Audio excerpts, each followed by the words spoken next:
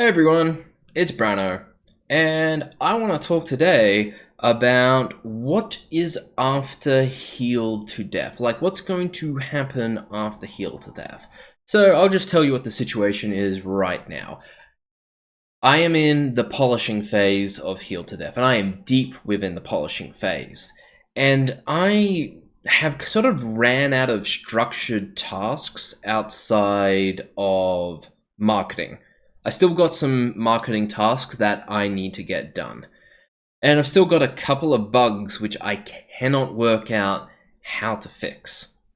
This is like shader compilation stuff. So when you initially play the game, you get a small stutter, and then it's always good. I'm trying to make sure that there's no small stutter, but this is the type of stuff that takes a lot of time. Most of my time at the moment is really just I playtest the game, I come up with a couple of things I'd like to improve about the game, and I implement those things, and then I kind of just don't touch the game, go to bed, and just rinse and repeat that. I always playtest with a fresh head because when I've playtest multiple levels in a row, I don't come up with criticisms of the game. I'm sort of in the same mindset. I'm just happy that I solved an issue. So I am not working nearly as hard as I once was on Healed to Death. There's just less things that I know what to work on. Because here's the thing, right? There are still problems with the sound effects, with the music, with the art, and I don't have the skill set to make this better. With the art, I can make quantity, but I can't make quality. And we needed a certain amount of quality. Well, no, a certain amount of quantity for Healed to Death to be finished. The quantity threshold has definitely been met. I don't think that adding more quantity in terms of art asset variety is going to drastically improve the game. So I'm just not gonna really touch that anymore. My artist who is working on the stuff that needs quality, but there's certain areas which we need more quantity, but it needs to be quality and quantity. The artist is working on that, and I'm basically just waiting for her to complete her tasks. I implement this in the game, and that's just sort of kind of like what I'm really waiting for at the moment. Otherwise, it's just playtesting, making small minor adjustments to the game to make it as good as possible, and that's sort of what I'm waiting for. I'm definitely participating in the Steam Next Fest in February, just doing a lot of preparation for that. That's where a lot of the marketing material is going to happen. I'm going to need to get my artist to do a bit of the marketing material as well, so I can kind of transform it and like update the Steam page and all that. There's just, I mean, the game is pretty close to being what the final product is going to be. We're going to get some new character models in eventually, and then April release should be 100% releasing on April. Hope it goes well, but if it flops, then it's not going to change anything. So the only real difference between the game succeeding and the game flopping is whether or not I do this as a full-time job or I just continue to do it in my spare time. That's sort of how it goes, and I will decide whether or not it is enough of a financial success to take that drastic measure. Otherwise, I like financial stability. It's good. I really have to succeed in game dev to justify making the jump because, as I said, it's basically going to take 16,500 sales to cover the development time of me working the average full-time job in Australia. It's really expensive. It's really hard to make enough money in game dev to justify it. So, what am I going to be doing in the future, regardless of how the game performs? I am going to be making new prototypes for games. I found that making Healer Quest during the GMTK 2023 Game Jam was really good way to test out the healing game idea. And I approached it in a very different way. Everything was hard coded, everything was awful, the game was not scalable whatsoever, but I got to see a small case of what a healer game would look like.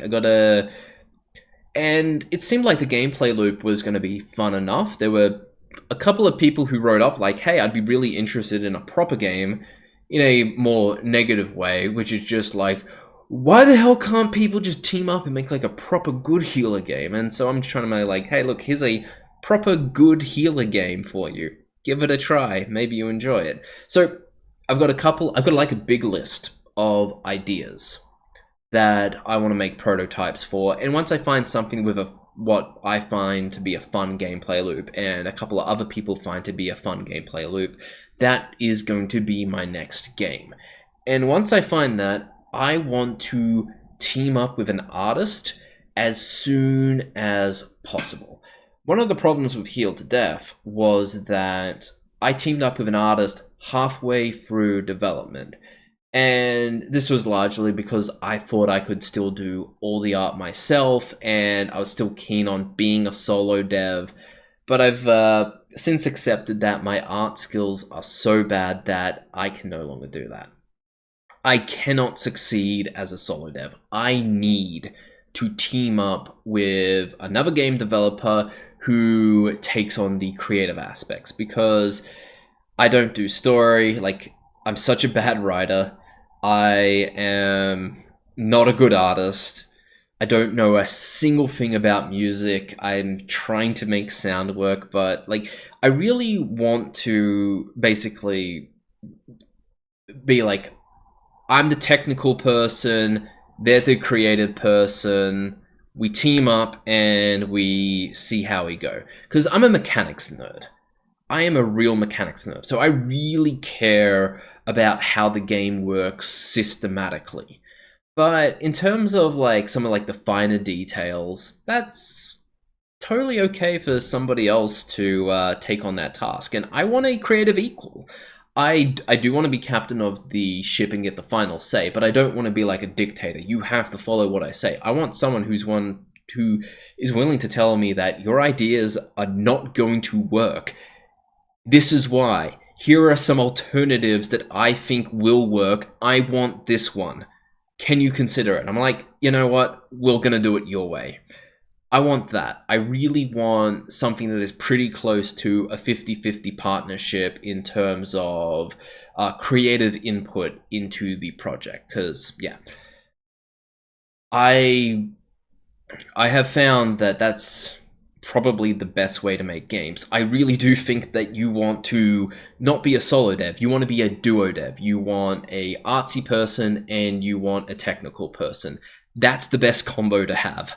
And then maybe if they don't have music skills, you contract out the music. I reckon that is perfect. So I'm not sure what my current artists or any of the volunteers want with their lives, but you know, I guess it's going to depend on the success of Heal to Death. But I am going to be looking for a creative partner pretty early on after I find a prototype that I think has some potential. Or alternatively, I'll just be showing up and just saying like, hey, once like April hits, I'm probably going to be moving on to the next game pretty quickly in May. So I don't know, we'll just see how it goes. If I'm unable to find an artist, then I'm just going to use asset packs.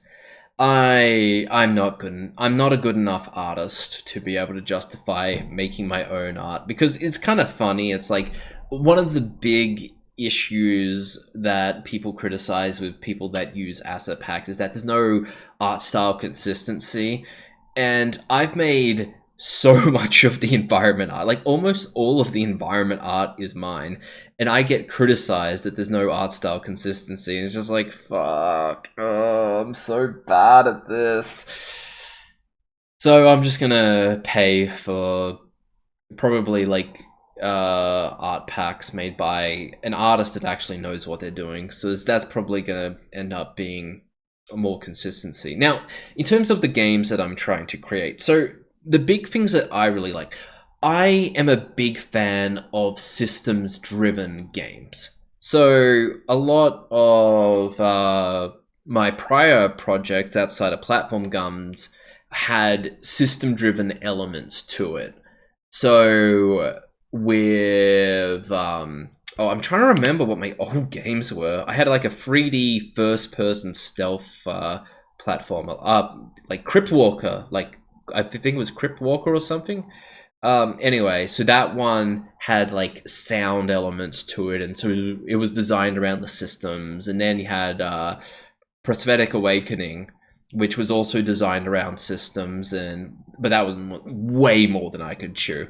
I reckon I could duo dev that, but that would take 3 years of development time, and I refuse to do any more than 2 years of development on a project at the moment. I really like.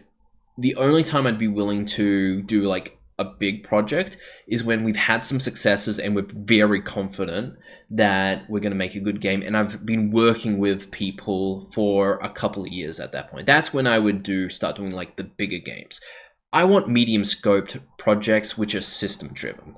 Like I would say the main thing is that I really want to make titles which are sort of like inspired by, I guess, early-ish Blizzard titles where they're very systems driven, but really the emphasis of easy to learn, hard to master. That's what I really want to do. Systems driven, easy to learn, hard to master. I think I've made Healed to Death really difficult to learn. It is a complicated game, and I have not been able to work out how to really simplify it, because you've got all these upgrades that are really complicated, and it's just a wall of text for a lot of people. And just like it is so difficult.